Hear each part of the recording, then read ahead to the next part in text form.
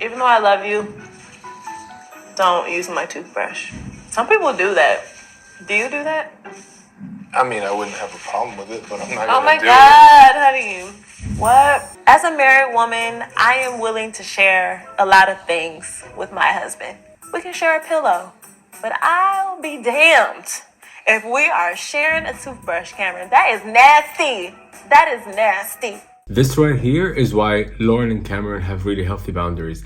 Their ability to say, no, I don't accept this is not okay for me, and still do it in a playful way and in a way that's not like demeaning the other person or putting them down. And there was actually another example of how Lauren was like very clear about who she is, and you accept me whether, yeah, this is me. You have the choice to accept me or not, is when she put on that bonnet. Being a black woman, it's very important that I wrap and take care of my hair at night. And sometimes the bonnet is not always the sexiest accessory. I'm not sure if he has experienced that before, but I know he loves me for me. Oh, man. Basically, this is my hair. I need to put this on. I know it's not the sexiest thing, but if you take me, this comes with the package. And people think that boundaries is about keeping people away, but actually it's the other way around. Boundaries has nothing to do with other people and has more to do with you and how clear you are about what is okay for you and what is not okay for you. It's very important that when you are drawing boundaries and when you are making it clear about what you accept and don't accept, that you still do it in a gentle, kind, and loving way. And there was another time when Lauren and Cameron first moved in together, or when they rented them that house, when they were discussing about cleanliness. I'm a clean person, so I don't like clutter. What else? Oh, put the toilet seat down, please. Because if I fall in the toilet, I will not speak to you. But I love you. And how she was still kindly, but very fiercely and clearly telling him what she's not okay with, as opposed to Zenab from season 3, who did it in this very passive-aggressive way. Is this dirty? Do you know where you can put it? Like a laundry basket. Really? And this clarity about what you want for yourself from a partner, how you want them to be for the rest of your life, was very clear for Lauren and Cameron right from the beginning, from the pods, when Lauren was talking about, like, I want a man to love me even with my saggy boobs. We're 95 years old. My boobs might be like dragging on the floor, but I need you to love my saggy boobs. That was real extra, but that's really how I feel. And my dear friend Anna Runkle from the Crappy Childhood Fairy, she says it best. And that's how he's going to find you, is through the radiance of that heart of yours. You don't have to call him. You have to be you. You have to be you in the most radiant way possible. Hey there, it's me again, in denial. Basically, I'm in denial so you can wake up. I call myself a drag therapist, but that doesn't mean I'm an actual licensed therapist. It just means I use the art form of drag to heal myself. So basically what I do is autotherapy, and hopefully when people watch and maybe if they can learn something from it, that's even better. And this week we're doing something a little positive and trying to see why the Lauren and Cameron relationship, who are basically relationship goals for everyone, why their relationship works. And in my opinion, it's because of the boundaries and the healthy boundaries they've had from the beginning. The biggest obstacle to having healthy boundaries is people's fear of being perceived as mean or harsh or cruel for saying the truth and saying how they feel. Like you see a lot of people saying, I love you, when they don't mean it. I'm so confident in us. Yeah. I'm so comfortable with you. Because, like, I love you. And Oh, wow. And unlike most couples on Love is Blind, Lauren and Cameron from the beginning were unafraid to hear the things that make them uncomfortable, because it's somehow like they instinctively knew that that's part of love, that you need to go through some difficult times and go through them without losing your mind. And for me, the biggest example was something what Cameron said in the pod. So now you tell me, like, what's the most important attribute of, I guess, that you want in your wife? Someone who's not afraid to tell me things that are difficult. And another big example of how they have good boundaries, Lauren and Cameron, is when they were talking about moving into Cameron's space. Because when they moved back to their city, Lauren's space is clearly like tiny and it was just for her. And Cameron's space was big, which is a sign that he was already ready to bring someone into it. And he basically offered her to move in with him. And she didn't just jump at it, even though she loves him. And she, again, managed to do it in a very kind, calm, and loving way. Tell him, I don't know about that. Like, my space is very important to me. Yeah, you want me to live here with you? I would love to. I do love my place. I think that the location is excellent of my place. How would you Well- feel if I kept it? Well, I don't know. I mean, does that bother you? Like, Why are you laughing? nothing. You seem uncomfortable. Really? I'm not trying to rush you, Yeah. but, you know. Okay. Sidebar also, I love how Lauren keeps referencing her independence and being alone, and she got very comfortable with being alone, even though she wants love, and it was on her vision board at the apartment that she wants to be with someone, but still she got very comfortable with being by herself, which is something very real and something a lot of us go through. My place is definitely my sanctuary. Even though it's small, I've really made it my own. I'm a bit of a loner, so I guess I'm just protective over it in a lot of ways. The wedding is in 3 weeks, and on the inside, I'm freaking the fuck out. Okay. I'm anxious, just kind of about sharing space in general, because I've been alone for a long time. That sounds bad, but it's the truth. It's my truth. I own it. The way to have a healthy relationship is to always let your partner know where you stand, because then you can respect yourself, and you're not because when you go along with everything that everybody wants, you kind of become depleted of energy, and you no longer have any emotional bandwidth to let people in. That's why people with very poor boundaries, they actually end up pushing people out. But when you respect yourself, when you give yourself what you need, and you voice what it is that you need, and granted, you're not always going to get what you want, but there's a certain self-respect that comes from saying, okay, this is what I want, this is what I don't want, and let's discuss it. And when you've done that, there's almost a sense of relief, and then you can welcome people into your life. Basically, in a nutshell, letting people know how you feel makes you more connected to people versus suppressing how you feel, hiding how you feel, which makes you over time become more resentful and pushing people away, which is basically what poor boundaries does. And unlike Lauren and Cameron, we have tons of examples of those on the show. And now we're going to talk about the signs of having weak boundaries by using the couples on the show as examples. And one of the biggest signs is feeling guilty for saying no, or guilty for saying, no, I don't accept this. This is not okay for me. And for me, the biggest example of that is Iana and Jared from season 2, where he clearly wanted to be with Mallory, but when she rejected him, he proposed to Iana, and Iana knew instinctively that this is not okay, and she accepted him. I also don't want you to feel like you're like your second fiddle, because I still envision, what marriage would be like with you. I was so sure that I wanted to be with you. I deserve someone who wants to be certain about me. And I feel like this whole process is all uncertainty. Ayana,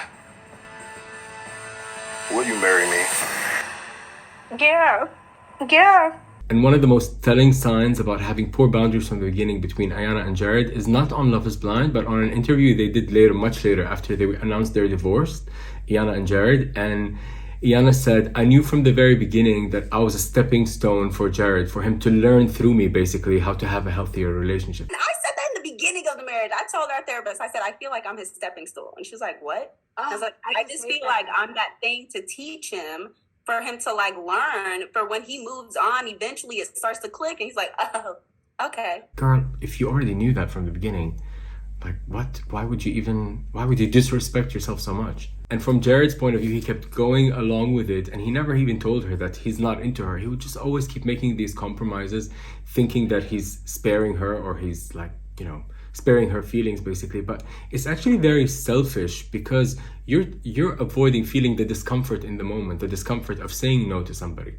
And then eventually it's going to blow up and you're going to really destroy them. And that's what happened with Iana. It is official. Divorce really is like a grief, and as much as people laugh at how long we were married, I think my effort made it real. My tears made it real. And there's a psychiatrist called Dr. Gabor Mate who speaks beautifully about the subject. How you thinking you're being nice or people-pleasing actually causes you a lot of ailments and sickness. And he wrote a beautiful book. All his books are beautiful, actually, but he wrote one called When the Body Says No. Your body always knows when you should say no to someone or a situation. And he has a theory that that's how cancer develops. Just check out that book. And also I've lip synced to Dr. Gabor Mate. He happens to be an addiction specialist, and I've made a video about him speaking about addiction. It's lovely. Another very telltale sign of weak boundaries is having very rigid boundaries or very rigid rules. And very good examples of that are Colleen and Zainab from season 3. Colleen basically has her walls up so high that all she ends up having are, superficial relationships, and she can't get close to anyone. But if you and I are to be married, we're gonna have to go deep. Yeah. Is that something you're willing to do? I'm just not used to getting deep. I don't want to say I'm shallow by any means, but I'm comfortable with keeping things surface level and fun. And then you have Zainab, who's so protective about her rules. She's so rigid about them that she ends up pushing people away. What am I missing? You have me very confused. Where are you at? Are you actually gonna marry me? If I could make a decision off of the pods and off of the last 2 weeks, I'm 1,000% in. Even with you spilling chicken and Nerf gunning, You're that kind of 1,000% stuff. in. 100%.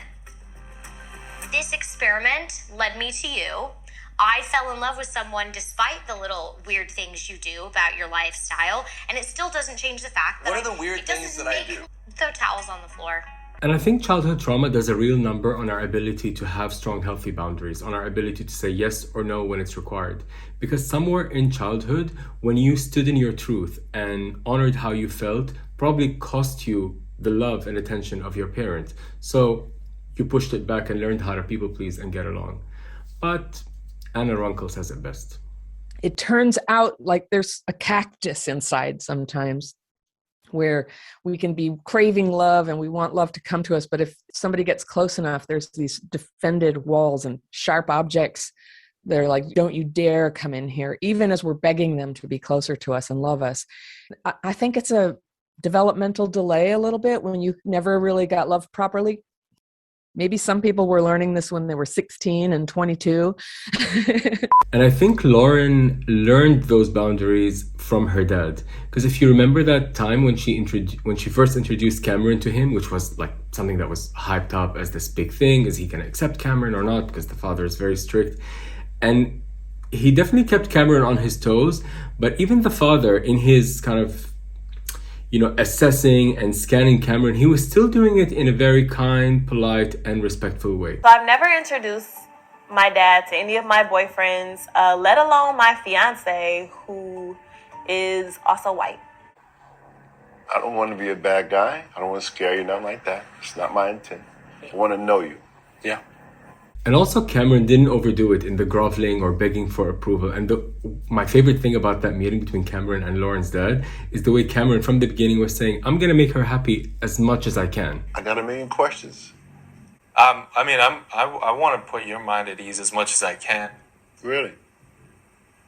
Like still respecting his boundaries. Like, I'm going to do everything for your daughter. I'm going to love her. I'm going to adore her. But I'm going to also take care of me. And he also made it a point to mention that we are equal. It's not that she's above me and I'm going to do everything. I want us to be equal partners in our marriage. And I want to do everything that I can to make her happy. As opposed to the way Brennan did it in season 3. When Brennan met Alexa's dad, I'll do anything you want. And it was just like, almost like pleading and begging for approval. So she expects just the way we live our life and, live life to the fullest kind of people. Yes, sir. Travel, food, fun, entertainment, and I just want to make sure that she has somebody that can give her, what she's grown up with. Can promise you 100%, just like I want to promise her. I'll work every day. I'll work my ass off. Also, a little sidebar. How cute was Cameron when he was rapping when he first met Lauren's mother? I'm feeling like a kid with you. You're my main chick, those other girls are previews. Hop in the back, rolling up, then we're free to cruise. I drop the top down, feeling like we can't lose. So we throw our hands up. No concern for those lames that desert us. And another sign of very weak boundaries from the show is Sal from season 2 and Mallory. He knew from the very beginning that Mallory wasn't into him. That when all the exes were introduced to each other. You ready to get married?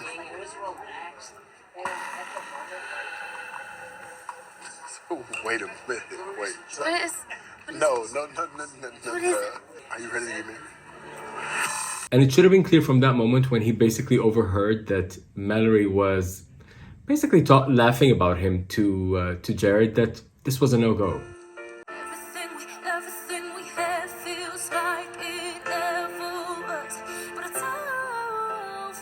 I don't know what was said, but I know that she's not interested in me. He should have just stopped it right there, but he kept going along with it. Yeah, this is so pretty. Last night, when all the couples met each other, Mallory and Jarrett were talking for a long time, and I did think that Mallory wasn't interested in me. I know it's been a lot. I know we've hit like a couple little bumps, and I just wanted to apologize because I know I just misunderstood.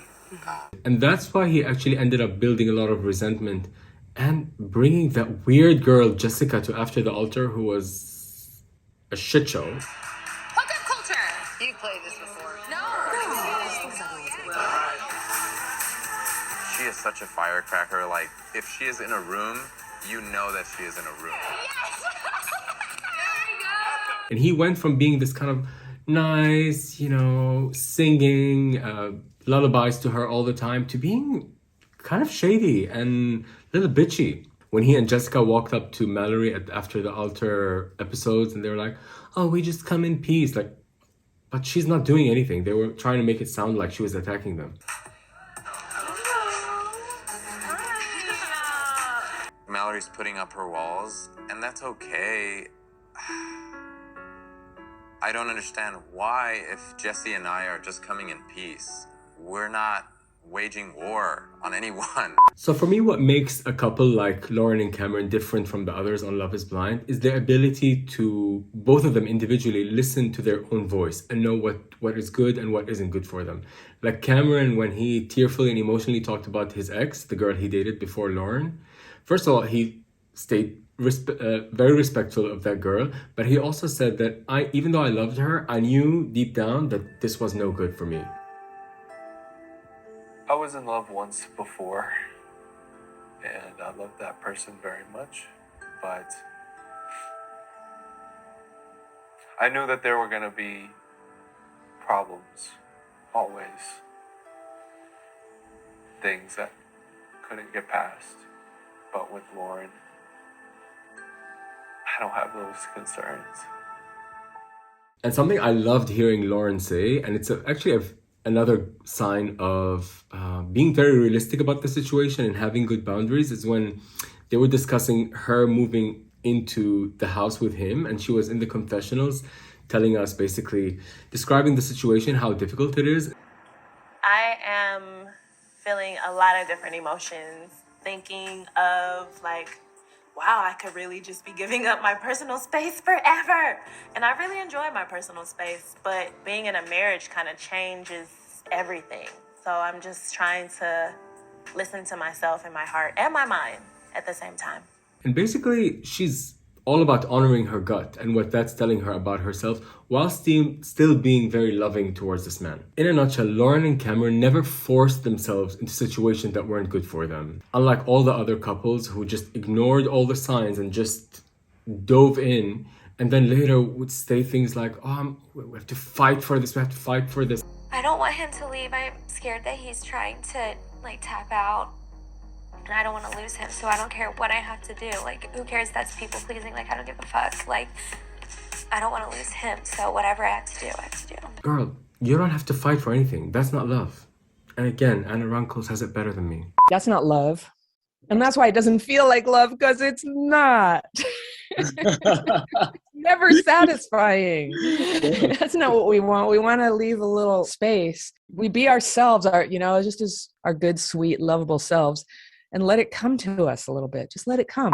So in conclusion, we need to know our boundaries and communicate them very clearly. But in order to know your boundaries, you need to feel your emotions and sit with them. And when you feel your emotions, then you can be in tune with what other people are feeling and what they are needing. And remember, saying what you like and what you don't like is not actually mean. It's actually the kindest thing you can do to yourself and the other person. And your homework, my homework, is to practice saying no in a calm, loving way. And that's it, guys. So see you next week. Next week, I'm going to do Harry and Meghan's documentary, and then we'll go back to Love is Blind. So don't forget to like, comment, and subscribe. I think we talked about the word troth when we talked before. Your troth, you hear that in Shakespeare. That's the part of you that you have to give in marriage. And you don't give it before that. You have relationships, you practice, you fall in love, you break up, all these adventures happen. But that part of you that you have to give to somebody, this is the time to protect it, to nurture it, to just let it grow, let it be shiny.